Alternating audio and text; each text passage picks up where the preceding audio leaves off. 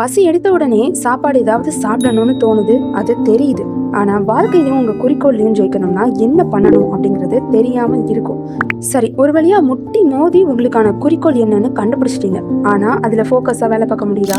இல்ல, அதுக்கு பல பிரச்சனைகள் வரும். மெயினா உள்ளது கவனச்சிதறல். அது ஒரு பக்கம் இருந்தாலும் அதை விட ரொம்ப ரொம்ப கொடுமையானதுதான் இந்த சோம்பேறித்தனம். முன்னொரு காலத்துல ஒரு சக்தி வாய்ந்த ஒரு ஞானம் உள்ள ஒரு குரு இருந்தாரு. அவர்கிட்ட ஒரு சீடன் இருக்கிறான். அவனும் ரொம்பவே திறமசாலி தான். ஆனா அவன்கிட்ட ஒரு பிரச்சனை இருக்கு.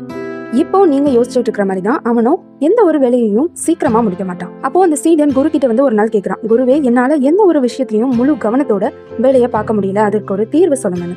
சரி, உடனே குருவும் ஒரு காட்டுக்குள்ள அவனை கூட்டு போறாரு. அங்க ஒரு கிணறு இருக்கு. அந்த கிணறுல இருந்து ஒரு வாளி தண்ணி இறைச்சி கொண்டு வான்னு சொல்றாரு. இவனும் கொண்டு வர ட்ரை பண்றான். 10 மட்டும் ட்ரை பண்றான். ஆனா அவனால முடியல. 10வது தடவை கொண்டு வரும்போது ரொம்பவே கத்திடுறான், என்னால இதை முடிக்கவே முடியல, நான் எவ்வளவோ ட்ரை பண்றேன், என்னால முடிக்க முடியல அப்படின்னு. அவனுக்கு ஒரு பயங்கரமான ஒரு கோபம் வருது. இப்ப குரு அமைதியா சொல்றாரு, என்னது, அந்த வாளில ஒரு ஓட்டை இருந்திருக்கு. அப்போ தண்ணீர் முழுக்க அதுல வீணாகிடுது. இவனால அந்த ஒரு வாளி தண்ணியை கொண்டு வர முடியல. அந்த ஓட்டை மாதிரி தான் நமக்கான கவன சிதறலும். மனம் அலைப்பாயிறது, உங்களுடைய சோம்பேறித்தனம் எல்லாத்தையும் சொல்லலாம். நீங்க எவ்வளவு முயற்சி பண்ணி எவ்வளவு முட்டி மோதி அந்த வேலையை கவனமா செய்யணும்னு நினைச்சாலும் அந்த ஒரு நிமிஷம் அந்த சோம்பேறித்தனம் அப்படிங்கிறது உங்க லைஃபையே மாத்திடும். ஆனா அதுல இருந்து மீண்டு வரதுன்னா ரொம்ப கஷ்டமா? இல்லவே இல்லை. இந்த ஒரு சிம்பிளான ஈஸியான மெத்தட்ஸை மட்டும் ஃபாலோ பண்ணாலே போதும். ஆனா தினமும் ஃபாலோ பண்ணணும்.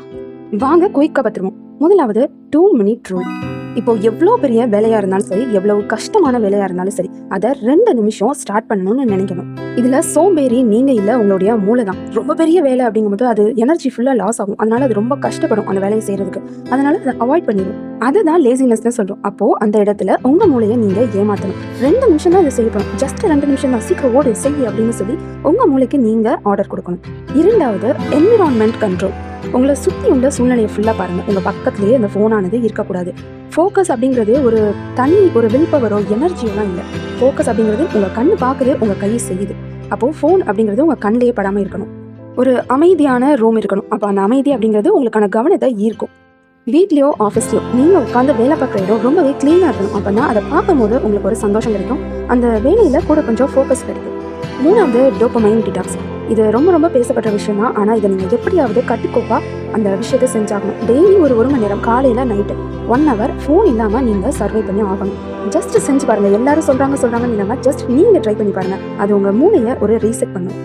நாலாவது, சிங்கிள் டாஸ்கிங் பவர். இப்போ ஒரு விஷயத்த மட்டும் கவனமாக செஞ்சு பாருங்கள். அதில் ஒரு பவர்ஃபுல் பேக் இருக்கும். இப்போ ஒரு 4 வேலையை ஒரே நேரத்தில் செய்கிறோம் அப்படிங்கிற போது உங்கள் மூளைக்கு நிறைய எனர்ஜி தேவைப்படும். இதில் கான்சென்ட்ரேட் பண்ணணும், அதில் பண்ணணும், இதில் பண்ணணும்னு. அப்போது அந்த மூளை என்னாகும்? டயர்ட் ஆயிரும். அது ஒரு சோம்பேறித்தனத்தை உங்களுக்கு ஏற்படுத்தி கொடுக்கும். 5வது, விஷுவல் ட்ரிகர் ட்ரிக். உங்களுக்கான குறிக்கோளை நீங்கள் பார்க்குற இடங்கள், அடிக்கடி பார்க்குற இடங்கள்ல எழுதி வைங்க. அப்போ பார்க்கும்போது உங்களுக்கு ஒரு புத்துணர்ச்சி கிடைக்கும். கண்ணு பார்க்கறத தான் செய்யும். 6வது, ஐடென்டிட்டி ஷிஃப்ட். உங்களுக்குன்னு ஒரு சோம்பேறித்தனம் உள்ள அந்த குணங்கள் அப்படிங்கிறத டெலீட் பண்ணிடுங்க. நான் சோம்பேறி இல்லை, ரொம்ப சுறுசுறுப்பானவன், திறமசாலி, புத்திசாலி அப்படின்னு உங்களை நீங்களே நம்பணும். உங்கள் மூளை உங்களை நம்பணும். அப்போ தான் அந்த வேலையை கரெக்டாக செய்யும்.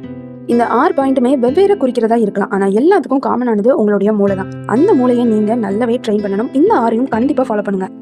இந்த வீடியோ உங்களுக்கு பிடிச்சிருக்கா? கண்டிப்பாக லைக் அண்ட் சப்ஸ்கிரைப் பண்ணிட்டு உங்கள் ஃப்ரெண்ட்ஸ் அண்ட் ஃபேமிலிஸ்க்கு இதை ஷேர் பண்ணுங்க.